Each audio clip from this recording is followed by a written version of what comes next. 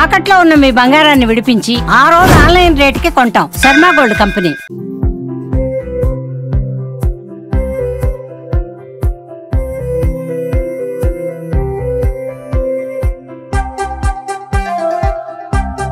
Welcome to Suman TV. This is Satyam Prasad.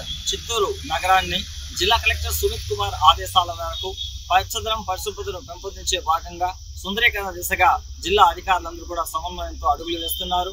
ఇందుకు నిదర్శనమే జిల్లా collectorate వద్ద ఉన్న బ్రిడ్జ్ కింద చాలా రకాలైన బొమ్మలను చిత్రీకరించారు. చిత్రకారుడు చాలా అందంగా తీర్చిదిద్దారు. ఇందులో భాగంగా మనకు సందేశాత్మక చిత్రాలను వేయడం అనేది చాలా చెప్పుకోదగ్గ విషయము. ఇందులో మన జాతీయ పక్షి అయిన నెమలి, అదేవిధంగా పెద్ద పులి, ఇంకా యోగాను తలపించే విధంగా బుద్ధుడు అక్కడ ధ్యానంలో ఉన్నట్లుగా బుద్ధ విగ్రహాలను కూడా అక్కడ చిత్రాలను ఏర్పాటు చేయడం జరిగింది.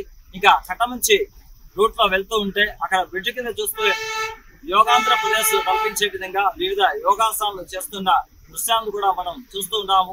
ఇవన్నీ కూడా జిల్లా అధికారులు ప్రజలకు యోగా పైన, అదేవిధంగా దేశ సంబంధించిన చిహ్నాల పైన అవగాహన కల్పించేందుకు వివిధ రకాలైన అందమైన చిత్రాలను వేస్తున్నారు.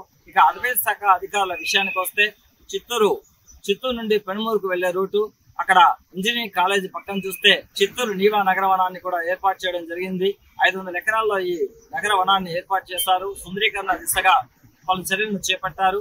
అందులో భాగంగా అక్కడ గోడలకు కనుమరుగవుతున్న అటవీ శాఖ జంతువుల చిత్రాలను కూడా అక్కడ వేస్తున్నారు. ఇవన్నీ కూడా అంటే ప్రస్తుతం మనకు కనిపించకపోయినా కొన్ని జంతువులు అప్పట్లో నివసించి ఉన్నాయి.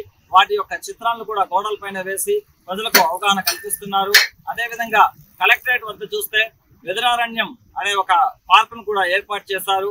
ఈ పార్కు కూడా ప్రజలకు నగరం మధ్యలో ఏర్పాటు చేయడం వలన వారికి వెదురారణ్యం గోడల పైన చూస్తే కూడా వివిధ రకాలైన జంతువుల బొమ్మలు కూడా ఇక్కడ చిత్రీకరించారు. చాలా అందంగా, ఆకర్షణీయంగా, సుందరీకరణగా ఇక్కడ ప్రజలను ఎంతగానో ఆకర్షిస్తూ ఉంది. ఇలాంటి చిత్రాలను చిత్తూరులో అన్ని ప్రదేశాల్లో కూడా వివిధ శాఖల అధికారులు సమన్వయం చేసుకుని ఏర్పాటు చేస్తున్నారు. ఇవన్నీ కూడా జిల్లా కలెక్టర్ సుమిత్ కుమార్ ఆధ్వర్యంలో జిల్లా అధికారులందరూ కలిసి ప్రజలకు అవగాహన కల్పిస్తూ ఆకర్షణీయంగా ఉండే దిశగా చిత్తూరు నగరాన్ని సుందరీకరణ దిశగా నడిపించేందుకు తగిన చర్యలు చేపడుతున్నారని కూడా చెప్పొచ్చు.